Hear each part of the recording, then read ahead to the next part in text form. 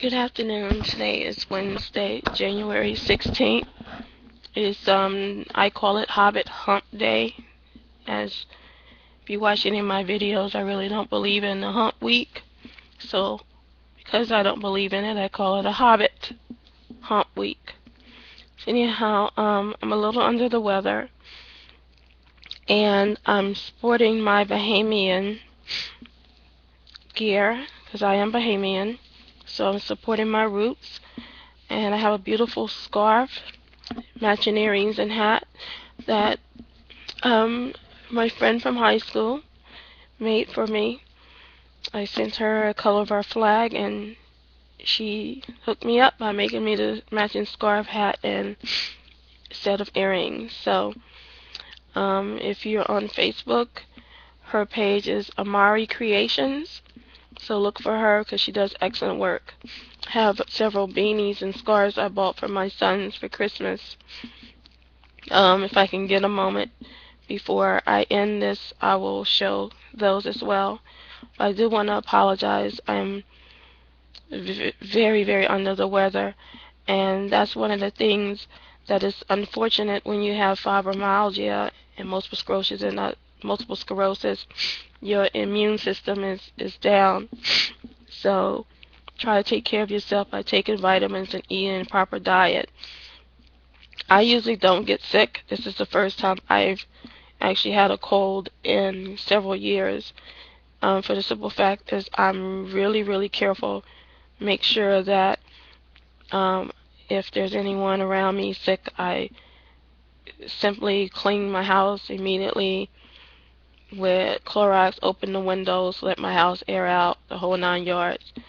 But as I mentioned, or I'm not sure if I mentioned in the last video, my blood work came back where my vitamin D level and vitamin B12 levels were very low. So the doctor put me on those vitamins. Since I started taking those vitamins, within a week I got sick. So I think that my body catching up with those vitamins is probably what set me back, and is my immune system now is confused. This is one of the reasons why I don't like taking vitamins, for the simple fact when I do, for some reason I get sick. It's just the same as getting a flu shot. I don't believe in the flu shot. You know, I don't get sick, so I don't need the flu shot. But people take the flu shot to prevent from getting sick. And every person I know that has gone and got that flu shot gets sick. They get sick every year.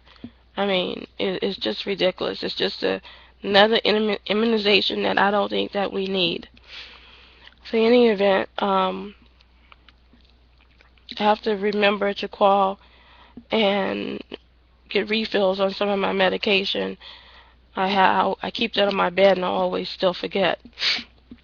What I wanted to talk about is when I saw my rheumatologist. I had an emergency appointment. I saw this brochure for skin lesions with joint pain. Um, I'm going to actually look into this and see perhaps if this is something that I'm suffering from myself, because I do get skin lesions. I bruise very easily. So I grabbed this brochure so I could read about it. Um, it says, if you're experiencing joint aches and pains and have skin lesions, ask your doctor about psoriatic arthritis, PSA. It can be progressive degenerative disease that attacks your joints, and I have degenerative disease, which causes pain, swelling, stiffness, and fatigue that can make it difficult to do even the smallest tasks.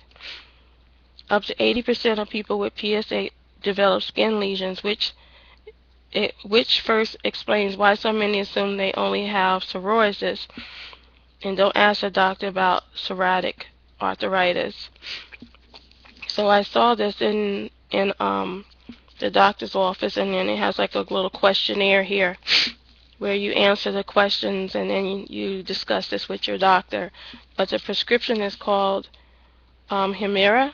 So if there's anyone out there that's taking it that have these symptoms, please leave me a comment or a video response to just let me know, because I am leery about taking any new prescriptions is just because of the side effects.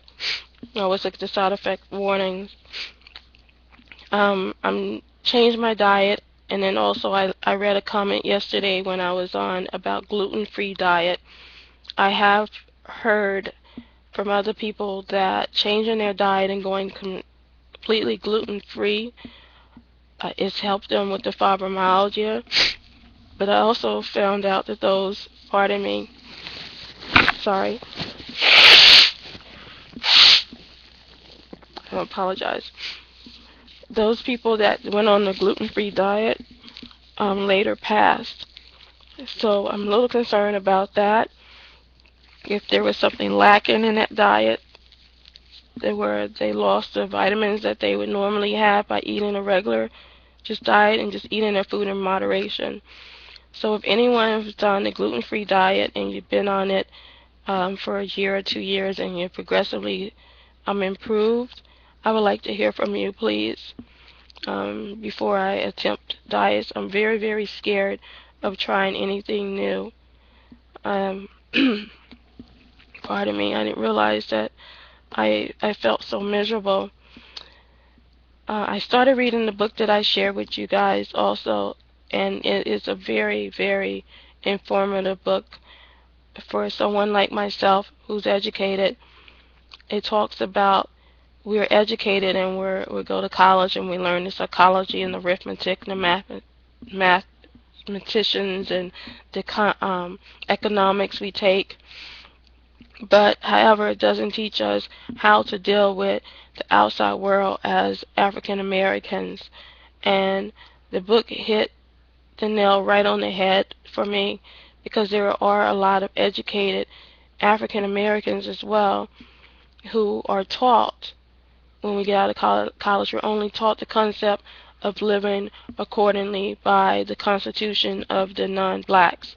So this is a really good book, and it also touched base on the people that are successful are usually the ones that are uneducated, the ones that are street smart, so to speak. They're successful by this because they weren't taught what we were taught, the constitutions of living our lives and running our business and working in the non-white the non-black environment. And I'm not a racist at all by far. I'm biracial, and my kids are um, also partly biracial. So I just wanted, it was just important. I actually ordered this book for my son. I just wanted to learn and find out what is a miseducation, what were we miseducated on. And this is a very, very good book. And I suggest that, you know, anyone orders and read it and share it with your children and your coworkers and family members because it's an excellent gift. And there are a lot of books actually on topics such as this. So I just suggest that you become educated because that is one of the things that were left out in school in our history is you're not educated about anything about blacks. And one of the things also is mentioned in this book is we aren't taught in our homes. They teach us arithmetic, mathematics, but we aren't taught when we go home that we have to survive paycheck to paycheck.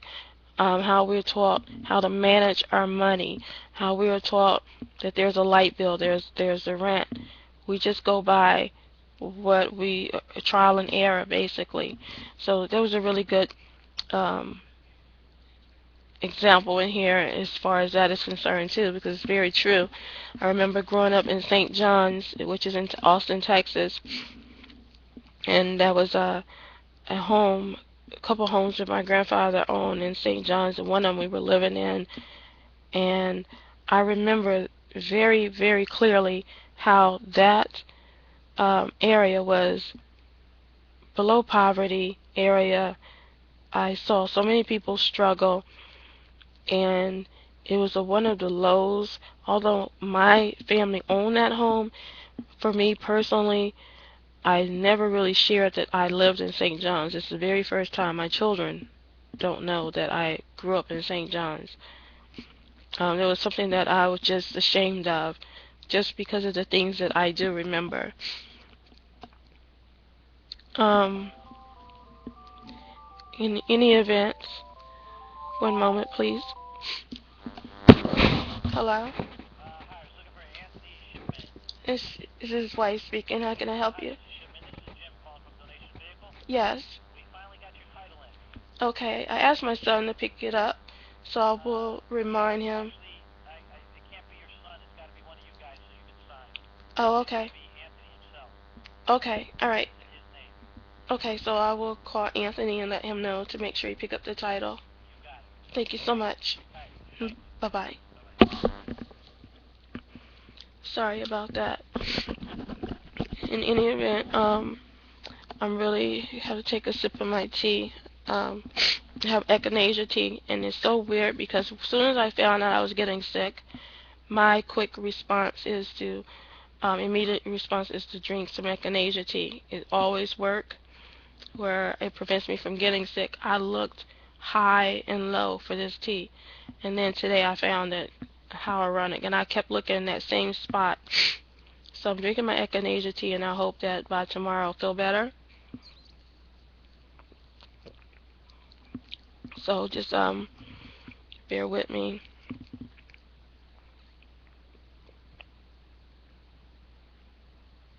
It is organic, and it's pretty good.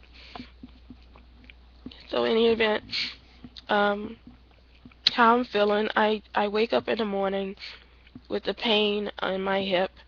I can't lift my hand for some reason. Can't lift my arms, and this is as high as I can lift my arms. When I lift my arm, I have this shooting pain down the middle of my spine. So if you just pretend that this is my back, this is the back of my head, you go straight down my neck. This pain is right down, right in the back of my neck. This really, really, really painful spine right there on that knot. It's so painful when I go to, as I'm reaching my arm up, it hurts now. And since I've been diagnosed with fibromyalgia, my injury was to my neck and my back, which I did have the neck surgery, as I mentioned. Suggested that I have back surgery several times. I turned it down. My back is worsened, so I have to see a neurologist to discuss that. I've done injections only once, so maybe I'll try the injections before we rule out having surgery. But the pain is in my hips, and normally my pain is moving down, but it's so weird how it's like in that spot from head down to that one bone in the back of my neck, and then the pain is in my hips, and it moves down to my thighs, but in my back it just goes shooting back across, just across. Instead of down or up, it just moves like shooting direction, two different directions, as if I got hit by um, like lightning. Like I just got struck in my back like lightning. So in any event, make sure you download the fibromyalgia pain app on your phone, your tablet, your iPad, and that way you can manage your pain and what's going on and make notes.